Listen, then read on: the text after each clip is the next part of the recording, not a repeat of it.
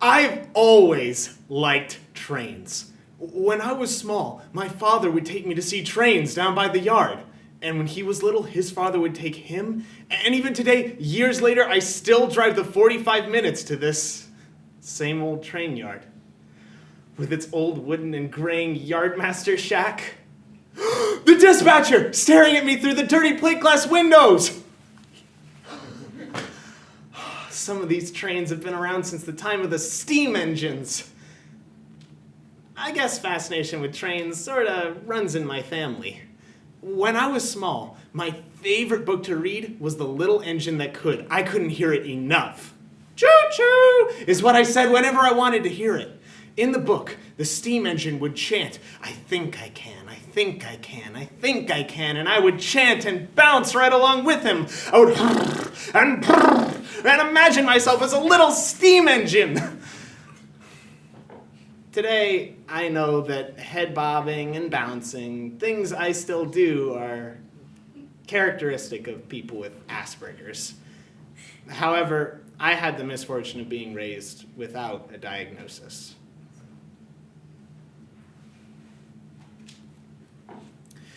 Writer Paulo Coelho once wrote, "Do not allow your wounds to transform you into someone that you're not."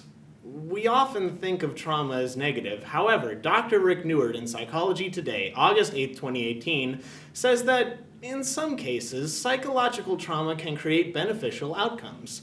In his study of war veterans, he found that despite the negative impacts, trauma could also help develop new priorities and inspire a new appreciation of life. So perhaps if we're to move forward, we need to reconsider the trauma we all experience, not as something that diminishes strength, but that builds it. Look Me in the Eye by John Elder Robison. I struggled making friends as a child, and at the time, I wasn't sure why. In nursery school, there was a little girl named Chucky who liked trains, just like me. I knew we must have a lot in common. So one day, at recess, I pet her on the head with a stick. Oh, whenever I pet a dog on the head, they liked it. And my mom pet me, petting worked. Except with Chucky. Ah! She hit me! Hard. I never interacted with Chucky again after that. The more I tried with other kids, the more I got rejected. So I would just sob alone on the playground playing with toys and then machines. After all, machines were never mean to me. I had better luck with adults anyways. If I tried to pet an adult with a stick, they would just take it away from me. They wouldn't humiliate me by yelling or running to the teacher. Adults could tell me what was appropriate, and kids were just not good at that. Still, eventually my luck ran out even with them. I was different. I had inappropriate expressions, and I never looked people in the eyes. Now, adults took this as a sign that I lacked basic human empathy. The two most common field diagnoses were sociopath or psycho.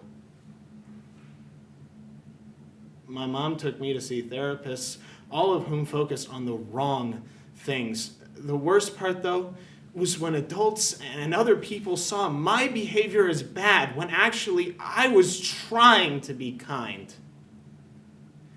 Look me in the eye, young man. That's what people would always say.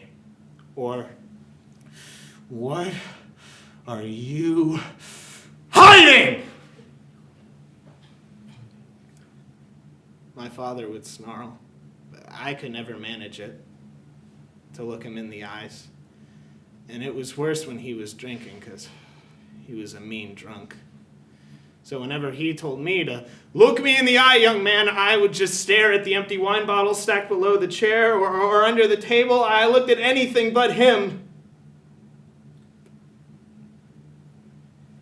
He would often sit alone and drink, my father. At his worst, the empty wine bottles lined the walls, and when we went to the dump, they filled the back of the car. He became dangerous. My mom and him would get into brutal fights. I remember one night, he grabbed me and shook me so violently, I thought my head might come off, and then he slammed me into the wall so hard, I fractured the plaster.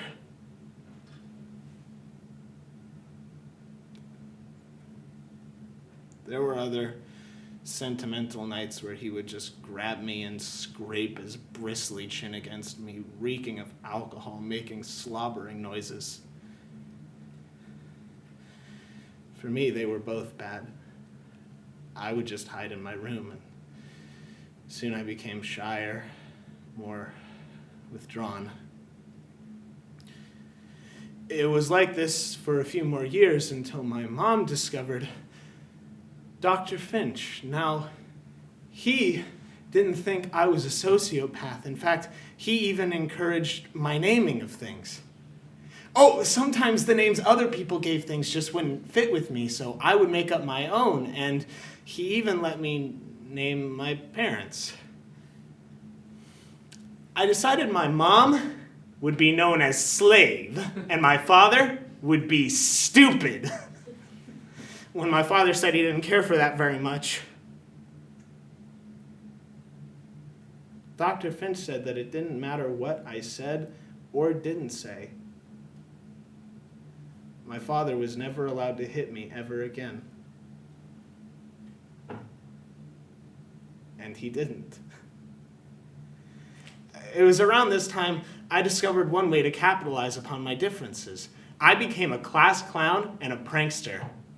That Christmas, I got an electronics kit and discovered that I could solder wires onto a capacitor and create a stun gun. I decided I'd try it out on my little brother, Varmint. That's what I called him.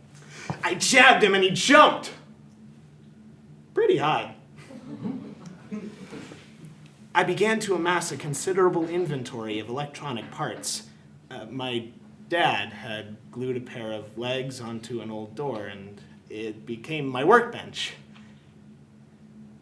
You know, he may never have been very social, my father, but sometimes he'd even work with me on things. We'd take apart old TVs and radios, and we'd try and make computers out of them.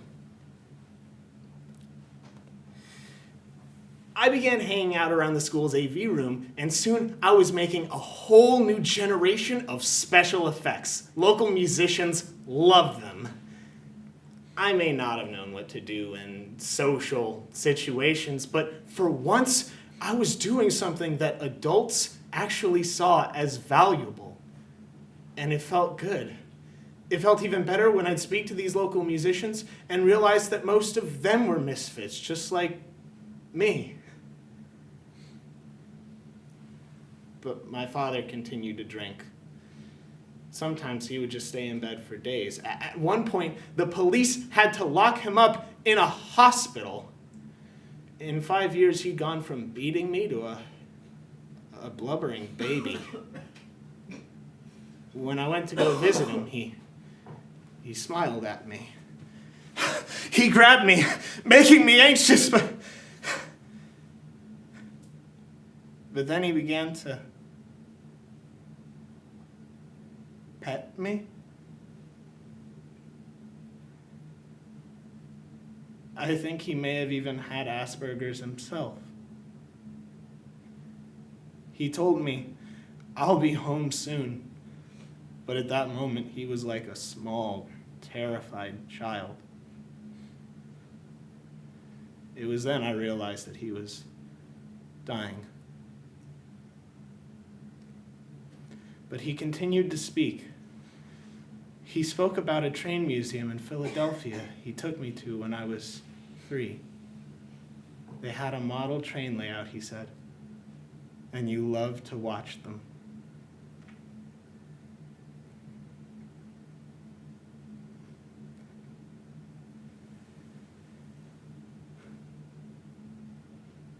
I hear the rumble of the train approaching.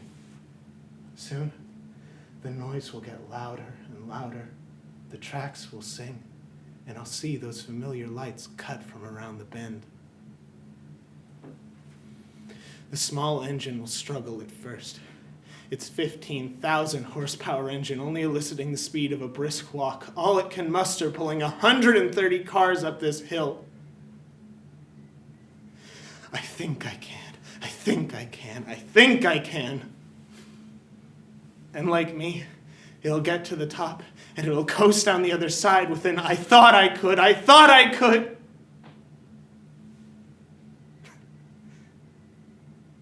And I did.